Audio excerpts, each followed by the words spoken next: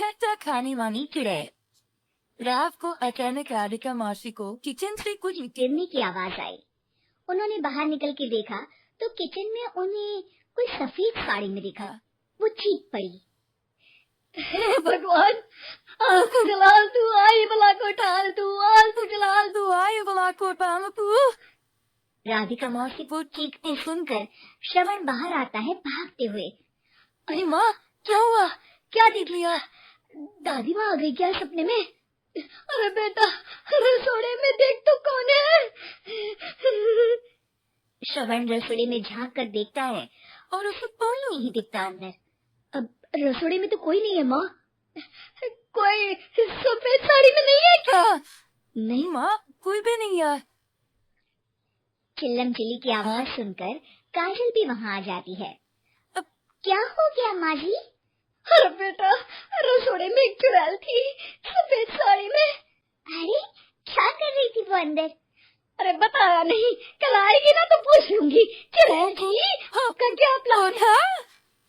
माँ की रात बहुत हो गई है, आपने कोई बुरा सपना देखा होगा, चलिए सो जाइए। राधिका मौसी सोने तो चली जाती है पर उनको रात भर नींद ही नहीं आती, तो कुछ भी उलझुल बातें सोचने लगती है।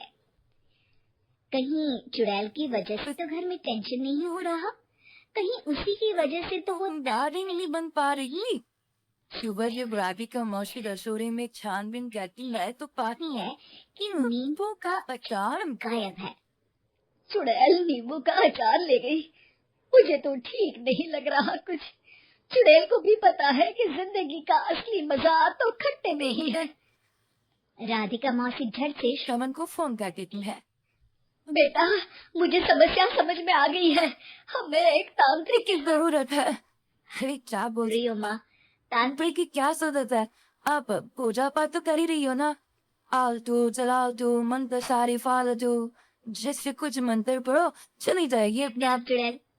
अरे मही बेटा, कभी चुड़ैल को कम नहीं समझते। अरे तुझे पता भी नहीं चलेगा कि कभी वो छल करके काजल की जगह घर की बहू खुद बन जाएगी। क्या माँ कुछ भी बोल रही हो? कहा काजल और कहा चुड़ैल। बस एक बात बताओ, काजल को अगर गाने के लिए बोल देना तो चुड़ैल काजल की आवाज सुनकर घर तो क्या बाहर भी लोग छोड़कर चली जाएगी।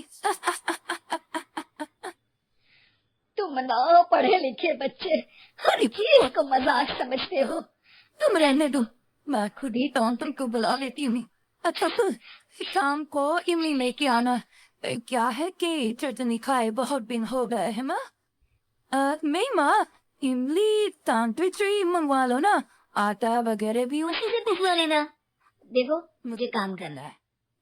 समय रात को कई तरह की सब्जियों के साथ माँ के कहने पे चटनी के लिए इमली भी ले आया था, लेकिन राधिका मौसी के दिमाग में अलग ही फिल्म चल रही थी। उन्हें अब सिर्फ शक ही नहीं यकीन होने लगा था कि शायद चुड़ैल ने श्रवण पर अपना जाल बिछा दिया था, जिस वजह से श्रवण उनकी बात ही नहीं मान रहा था। पर कोई नहीं, आने वाली रात में राधिका मौसी खुद तैयार होगी चुड़ैल को पकड़ने के लिए। रुद्राक्ष की माला, तुलसी का पत्ता, हनुमान चालीसा, सब हाथ की बाती था। बस चुड़ैल का इंतजार था। और जैसा राधिका मौसी ने सोचा था वैसा ही हुआ। वो चुड़ैल उस रात भी आई, पर वो राधिका मौसी से तेज निकली और राधिका मौसी के उससे पकड़ने के पहले ही वो भाग खड़ी हुई। बहू पे सारा है उस चुड़ैल का। कभी तो श्रवण के कमरे में गई है और अगली सुबह राधिका मौसी पिछली रात हुए हमले में किन चीजों का नुकसान हुआ उसका हिसाब लगा रही थी। उनके खेमे से एक आम के अचार की शीशी भी गायब हो चुकी थी और वो इमली भी जो कल श्रवण ने कराया था। राधिका मौसी इस बारे में सोच ही रही थी कि श्रवण जल्दी से रसोड़े में आकर दवाइयों की पोटली ढूंढने लगता है। अरे बेटा क्या हो गया? अब माँ वो काजू की तबीयत खराब है, बहुत घबराहट हो रही है उसे। भगवान, मैंने पहले कहा था कि तांत्रिक को बुला लेते हैं। मम्मी अब देखो उस चुड़ैल ने काजल को अपने वश में करना शुरू भी कर दिया है। हालांकि श्रवण भूतों में विश्वास नहीं करता था, पर अब वो भी डर जाता है और राजी हो जाता है एक तांत्रिक को बुलाने के लिए। कुछ ही घंटों में तांत्रिक आ जाती है और राधिका मौसी तांत्रिक जी को सब बता देती है।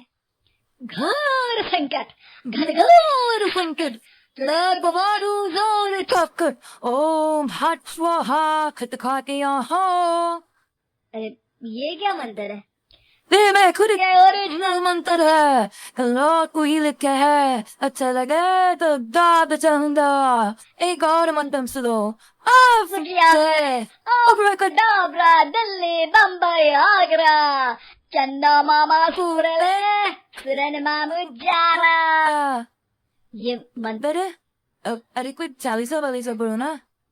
बस बिकम है 40 ही बोलेंगे, 20-25 में काम चलाना पड़ेगा। लंदन जाते लंदन मुफ्त का मंजाना गिर मेरे लंदन। अरे जल्दी करो तांत्रिक जी, जल्दी करो। तांत्रिक अपनी उल छलूल मंत्र पढ़ने लगता है। शमन को तांत्रिक पे शक होता है। वो अपने डॉक्टर दोस्त को कॉल कर देता है ताकि कोई अनहोनी हो तो इमरजेंसी में चीजें मैनेज हो जाए। तांत्रिक धुनी रमाता है, जिसकी वजह से कमरे में काफी धुआं हो जाता है और डर की वजह से बहू की घबराहट बढ़ जाती है। अब वो भागेगी चुड़ैल। हाँ, बहू खांसते हुए धुएं से बचने के लिए बाहर चली जाती है। भाग रही है, भाग रही है। पीछे पीछे शमन भी जाता है। बहू एक सोफे पर बैठ जाती है।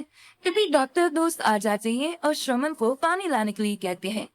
थोड़ी चेकअप के बाद डॉक्टर कहते हैं, मेरे हिसाब से जैब का काम पूरा हो गया है। क्या मतलब?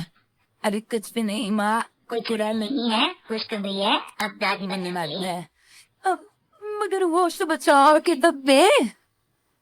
शमन दोनों अचार के डब्बे अपनी माँ को दिखाता है, जो कि उनके बिस्तर के नीचे छुपे हुए थे। आपने सही बोला था माँ, वो चुड़ैल काजल ही थी जो खट्टा खा रही थी। हमें कल ही पता चला, पर हमने आपको ये तांत्रिक वाला काम करने दिया ताकि आपको भरोसा हो जाए कि भूत वगैरह कुछ होता ही नहीं। अच्छा अच्छा, ये तो बड़ी खुशी की बात है। पर बेटा मुझे एक झाड़ू तो ला दे। क्यों माँ? ये तांत्रिक का भूत उतारती हूँ मैं। अब तांत्रिक राधा मासी के डर से घर से बाहर निकलता है और राधा मासी उसके पीछे भागती है। ओ फंत तो ये घनघोर है, तांत्रिक मुआ चोर है।